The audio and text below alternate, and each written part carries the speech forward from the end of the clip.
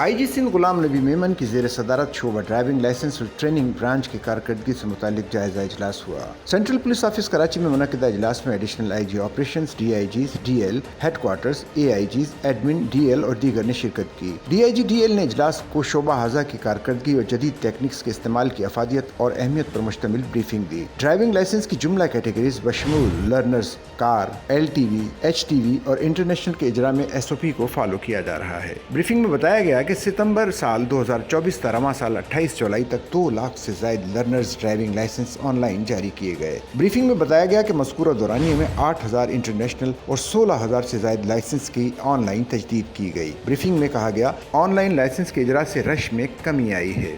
IG Sindh Ghulam Nabi Memon ने कहा कि हमारा मकसद पुलिसिंग को जदीद और अवाम दोस्त बनाना है। ड्राइविंग लाइसेंस के इजरा में मेरिट, अहलियत और शफाफियत पर फोकस रखें। IG सिंध ने कहा कि अवाम को लाइसेंस ब्रांचेज में ज़्यादा से ज़्यादा सहूलियात फराहम की जाएँ। DL अफसरान और स्टाफ का तरबियत याफ्ता होना ज़रूरी है। उन्होंने कहा कि पक्के और मुस्तकिल ड्राइविंग लाइसेंस के इजरा में तमाम शोबों का मुत्तफिक होना ज़रूरी है। सच्चल न्यूज़ नेटवर्क की वीडियोज़ में खुश आमदेद। नाजरीन, वीडियो से मुतालिक अपनी कीमती राय का इजहार कमेंट बॉक्स में ज़रूर करें और चैनल को सब्सक्राइब करें।